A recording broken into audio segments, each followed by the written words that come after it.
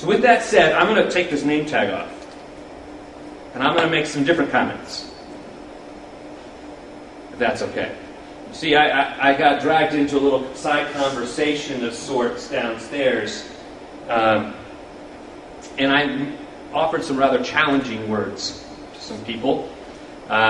Which I was then said, well, you should tell other people about that. So, here we go.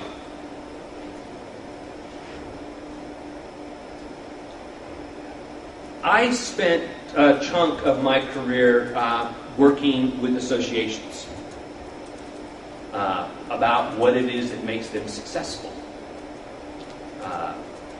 They used to pay me for it, in fact.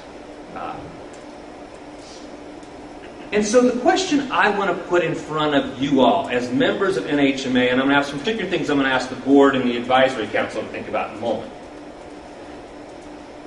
Here's the fundamental question I think you all need to grapple with in the months to come. What are you best at? What are you best at? NHMA was created because there was a void. There was a void in this realm that we all live in amongst the other associations and the other major drivers. There was a void that was there. And NHMA was formed to fill some of that space. But I asked the question, what does it mean for NHMA to be resilient? What will it take for this organization to be thriving in 4 years? Because most startups shut down. It happens in the private sector and it happens in nonprofits as well. So here's some things that I've seen. When organizations are trying to create roots, they do so by finding the 2 or 3 things that they can do better than everyone else.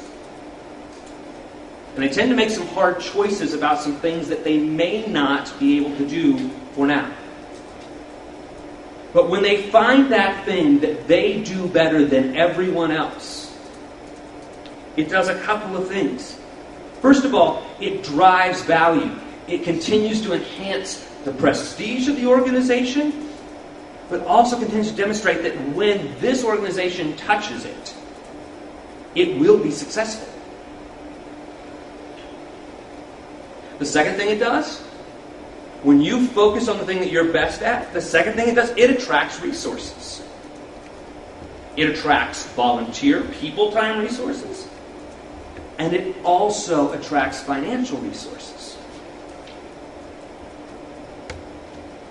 So I think you all have some really hard choices to make.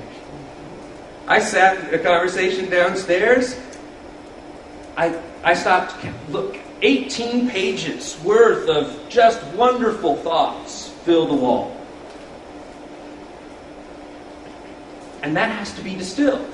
And so a couple of committee chairs summarized some of that for you today, said we could do this, we could do that. Volunteer organizations are a two-edged sword. On the one side, it's your best asset. On the other side, it can be your Achilles heel. Because as a board and as an advisory group, I think the greatest challenge in front of you guys is what does your own resilience look like? And I think the key to that is finding those 2 or 3 things that you can do better than everyone else. And people will be able to recognize that very quickly. In the next year. In the next 2 years. You see, we mentioned this a couple times today. The dimension that we sit in competes for local decision makers' time and effort. I sat with some mayors at the U.S. Conference of Mayors earlier this year, and the mayor said to me, he says, Conference of Mayors has a way of looking at this. The typical mayor has 48 business lines that report to them. You're one of them. We're one of them. So what are we doing to affect that decision making? What does it mean to make sure that we have good expertise in communities, but we've also affected the decision makers? so that they're primed to know how to respond. So the challenge I want to leave you guys all with this evening, because I appreciate the partnership that we have together, is when I come back and sit with some of you in the next year, I want to know, what are you best at? And how are you ensuring your own resilience? Because there's a void that no one else was filling that was the genesis of this organization. And we need to do that, and we need to do that well. Because as a nation, we have got to address these hazards. We have got to do things in a different way. Because we can't afford to keep the rebuilding efforts going the way that they've been going for the last 3 decades for the next 5. There will be disasters, and we will make substantial investments in the recovery from those. But as a nation, we can't afford it the way we're doing it today.